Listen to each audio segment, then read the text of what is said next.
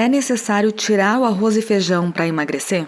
O que fazer quando a dieta parece não funcionar depois dos 40 anos e milhares de dietas anteriores? Emagreci uma vez com low carb, mas voltei a engordar. Como voltar a perder peso? Dr. Souto, o que o senhor acha do Monjaro? Essa é uma seleção de perguntas que chegaram pelo Instagram e nesse episódio a gente vai responder todas elas.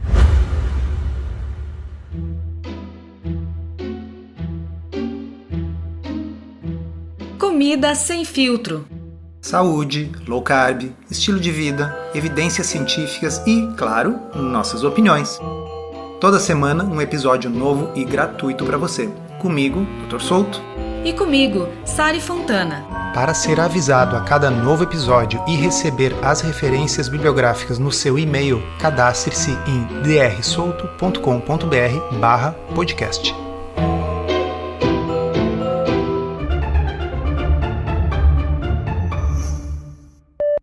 Começando então pela pergunta da Elaine.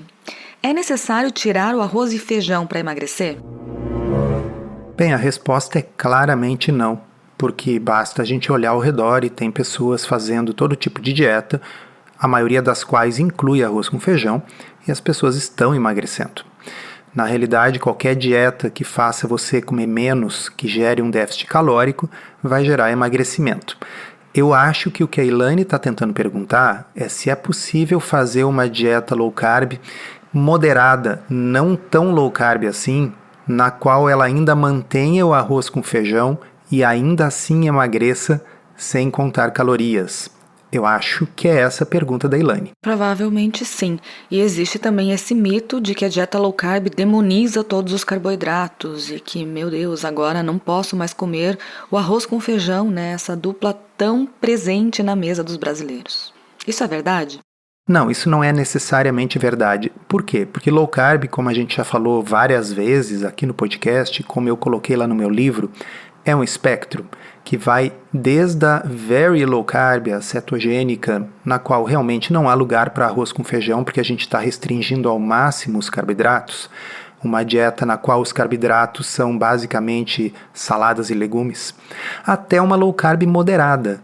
O que é uma low carb moderada? É aquela na qual você está tirando os carboidratos refinados, sobretudo açúcar e farinha, mas na qual você come tubérculos como batata doce, na qual você come frutas mais variadas e sim na qual você come arroz com feijão.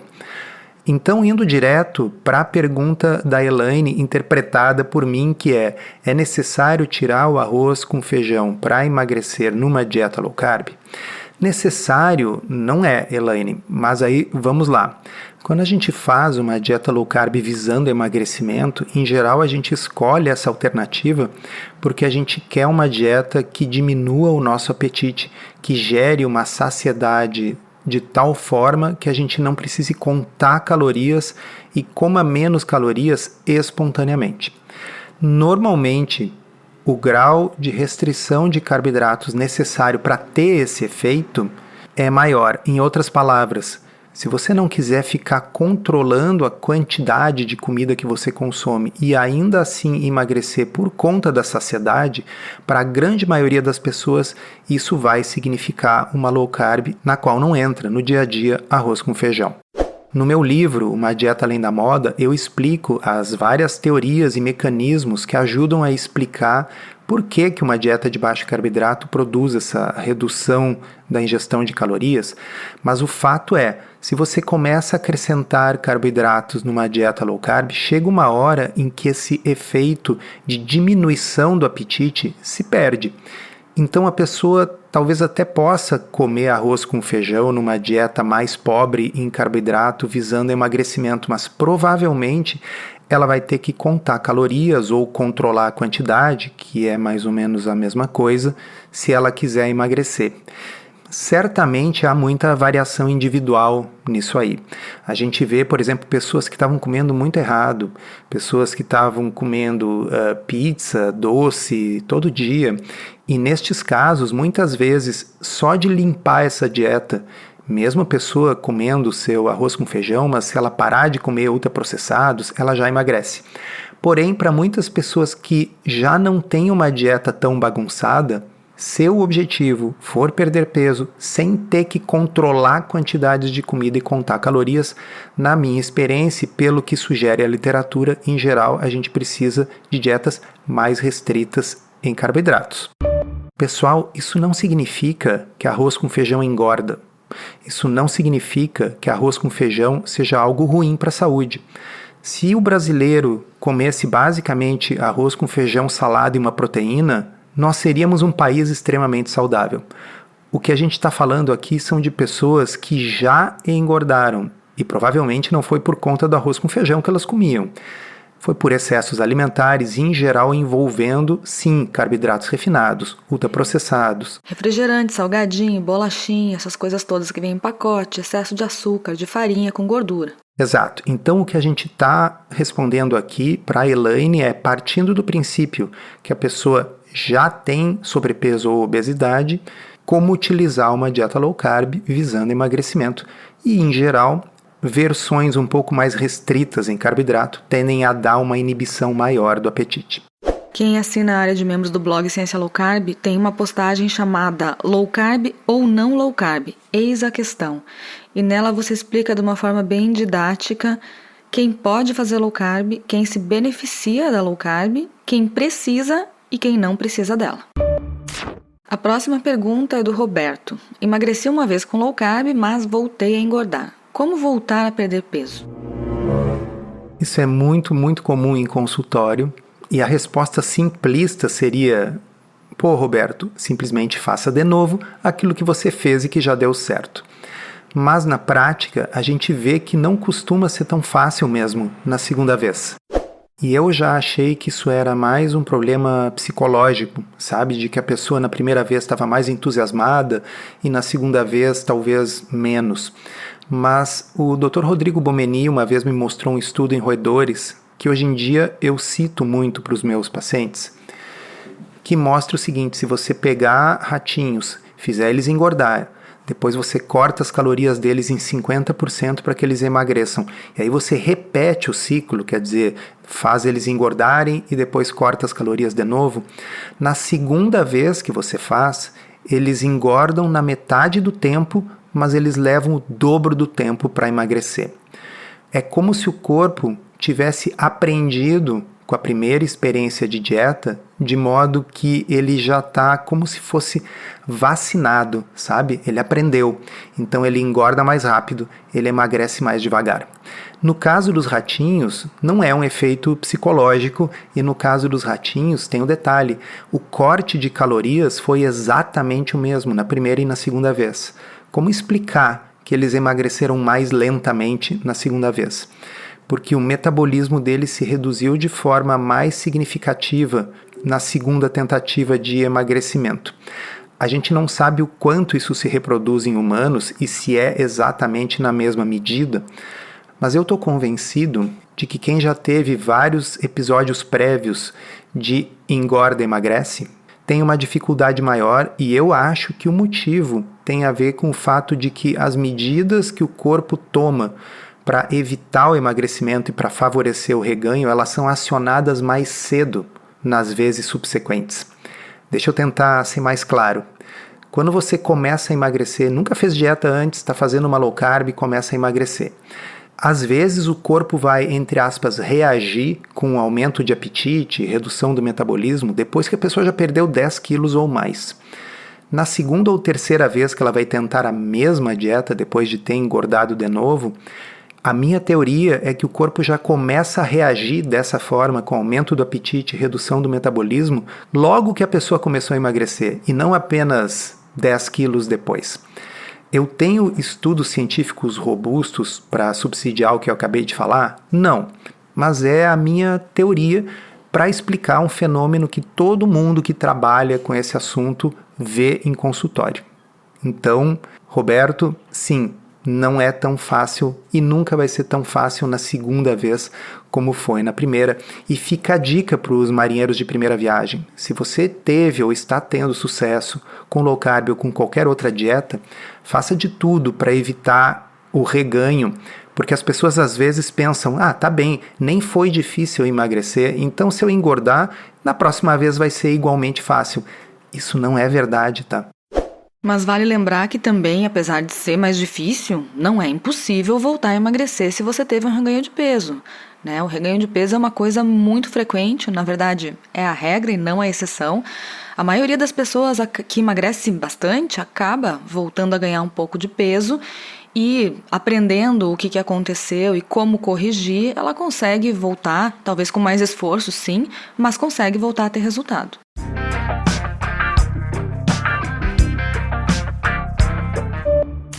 E eu acho que a gente pode partir para as duas próximas perguntas, porque eu acho que elas todas vão ter uma resposta que vai ajudar, inclusive, nesse caso do Roberto. A Letícia perguntou o que fazer quando a dieta parece não funcionar depois dos 40 anos e milhares de dietas anteriores. Pois é, a melhor evidência que a gente tem sobre o que acontece com o metabolismo de acordo com a idade vem de um estudo incrivelmente bem feito e extenso, que usou mais de 5.000 voluntários, pegou gente de todas as idades, desde bebês até pacientes muito idosos, e mediu o metabolismo dessas pessoas com um método chamado água duplamente marcada, que é super preciso e é capaz de medir em condições de vida livre, sem a pessoa estar presa numa sala de laboratório. E o que esse estudo mostrou, para surpresa de muitos, é que o metabolismo não declina rapidamente depois dos 40, nem depois dos 50. A redução do metabolismo começa a ser mais detectável depois dos 60, mas ela ainda é bem lenta e ela vai se acelerar mesmo depois dos 70 anos de idade. De modo que provavelmente o que a Letícia está se dando conta na própria pergunta é que não é tanto o fato dela ter mais de 40, é que ter mais de 40 permitiu a ela, entre aspas, milhares de dietas anteriores. E aí vem aquilo que a gente respondeu antes, né?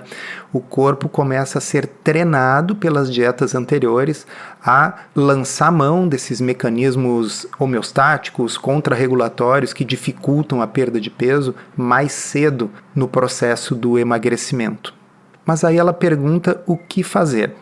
Eu acho que a gente tem dois caminhos. Um deles é que muitas vezes as pessoas estão tentando fazer as coisas sozinhas, o que para muita gente dá certo, mas veja, se você não é uma dessas pessoas que emagrece com facilidade, com low carb ou com alguma outra estratégia, ter o auxílio de um profissional de saúde, ter o auxílio de um nutricionista para formular a sua dieta, pode ser tudo que você está precisando. Cada pessoa funciona de um jeito, né? Mas pela experiência que a gente teve aí, lembrei agora dos desafios retomada, né? Que a gente fez 13 edições já.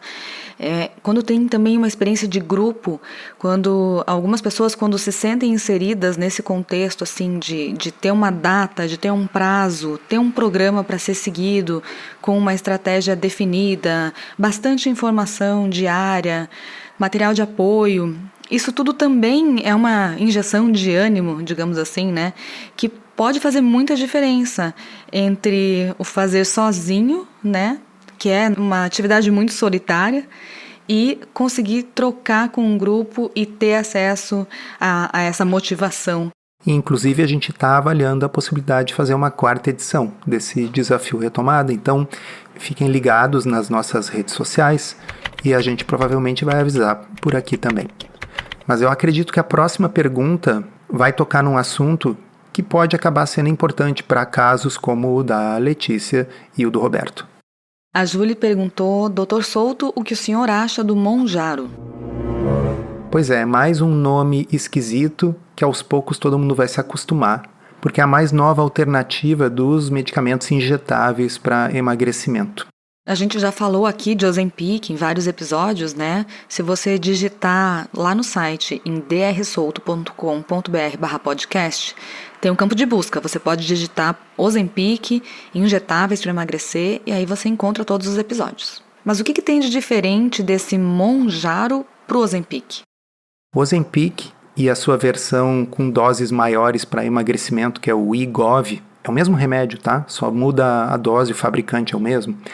O Ozempic e o Wegovy são a semaglutida, que é uma medicação que mimetiza, ele é um análogo de um hormônio intestinal chamado GLP-1.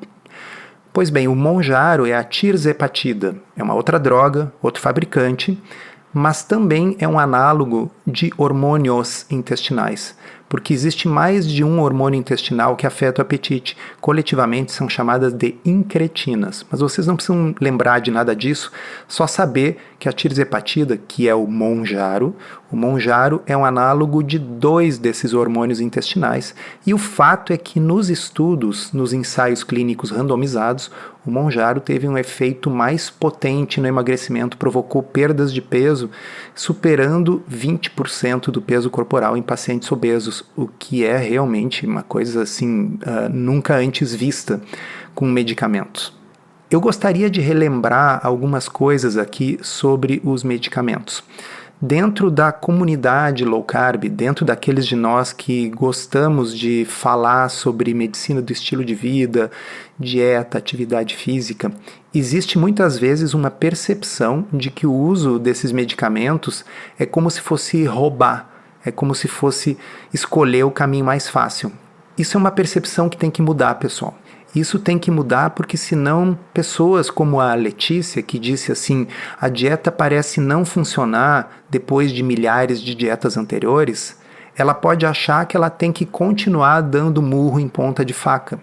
E na verdade, se a Letícia tem indicação de perda de peso, eu estou falando o nome dela aqui, mas podia ser qualquer pessoa, sobretudo se a pessoa tem já alguma consequência metabólica disso, sabe? Gordura no fígado, pressão alta, resistência à insulina.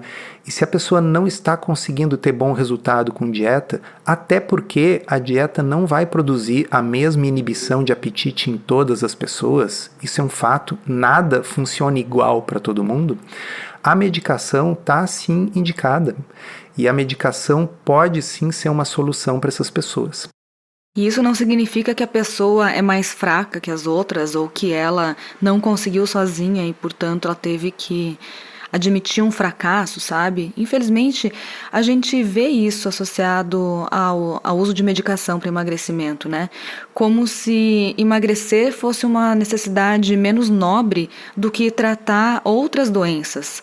Porque quando alguém tem pressão alta e tem indicação para tomar uma medicação, ninguém acha que a pessoa é fracassada porque ela não conseguiu curar sozinha a sua hipertensão, né? Mas quando o assunto é emagrecimento, existe todo esse preconceito.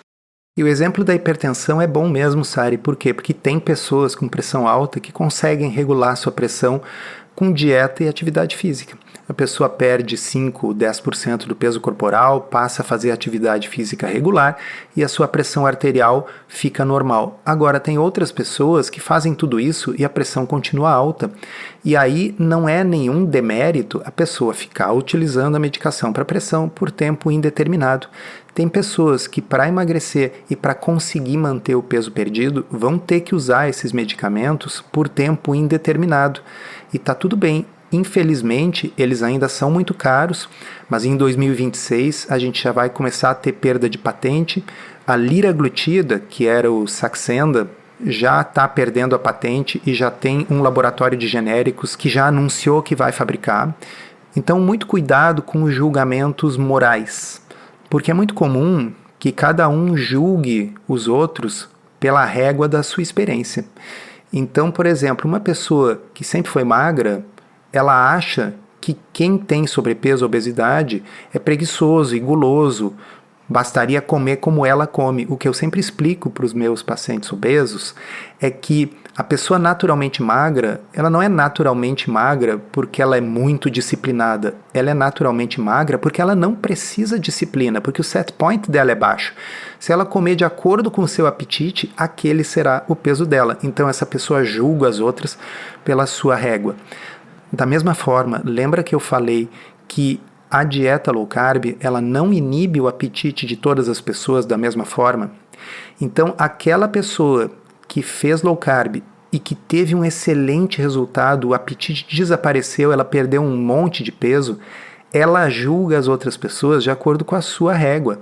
Para ela, qualquer um que fizer do jeito que ela fez, vai emagrecer como ela emagreceu. Isso não é verdade. Outras pessoas podem fazer exatamente o mesmo cardápio, porém o apetite delas não será reduzido pela dieta de baixo carboidrato. E a gente não sabe exatamente por que em algumas pessoas reduz mais, em outras reduz menos. Talvez esse seja o caso da Letícia ou do Roberto. E aí, ou eles vão ter que usar dietas com contagem de calorias, ou, por que não, utilizar a medicação para produzir o resultado necessário. E a gente não está aqui defendendo que se faça o uso irresponsável da medicação que vire um oba-oba para todo mundo que precisa perder 1 quilo. Muito bem lembrado, antes que alguém pegue um trecho isolado desse podcast e comece a dizer, olha lá, Dr. Souto agora, vendido para a indústria farmacêutica, defendendo remédios. Logo você que não recebe nenhum representante no consultório há muito tempo, justamente para evitar conflitos de interesse, né, pessoal? Isso é uma coisa que precisa ser dita aqui, não tem nada a ver com isso. De fato, faz anos que eu não recebo, e além disso, o que eu defendo há 14 anos é justamente um estilo de vida que tende a diminuir a quantidade de remédios que as pessoas usam. Mas isso não significa que eu seja contra remédios. Medicamentos têm indicação. Vocês querem ver uma outra situação em que o uso desses injetáveis é muito útil? Para aquela pessoa que por algum motivo está perdendo o controle e está começando a ganhar o peso perdido de volta. Então imagina que o Roberto, que falou ali, emagreci uma vez com low carb, mas voltei a engordar. Se ele tivesse emagrecido com low carb e quando ele começou a engordar de volta, que eu não sei qual o motivo, pode ter sido por alguma dificuldade no trabalho, ou alguma dificuldade familiar, ou simplesmente porque ele foi introduzindo um monte de coisas que não faziam parte da dieta dele, mas enfim, se quando ele tivesse ganhado 3 quilos, por exemplo, ele pudesse ter pedido ajuda para o médico, tivesse usado a medicação para perder esses quilos, ao invés de ganhar, 10 ou 20 quilos e ter que perder tudo de novo. Então, são medicamentos que podem ser utilizados no emagrecimento, eles podem ser utilizados na manutenção do peso perdido e eles podem ser utilizados de forma esporádica, por exemplo, quando a pessoa começa a ter episódios de reganho. O principal, eu acho, é a gente retirar o julgamento moral. Não faz sentido a gente tratar remédio para pressão, ou remédio para colesterol, ou remédio para emagrecimento com olhos de julgamento. A decisão de usar ou não utilizar é uma decisão médica. E é claro que existem pessoas abusando da medicação, como infelizmente acontece, né? Sempre que tem alguma nova droga para emagrecimento.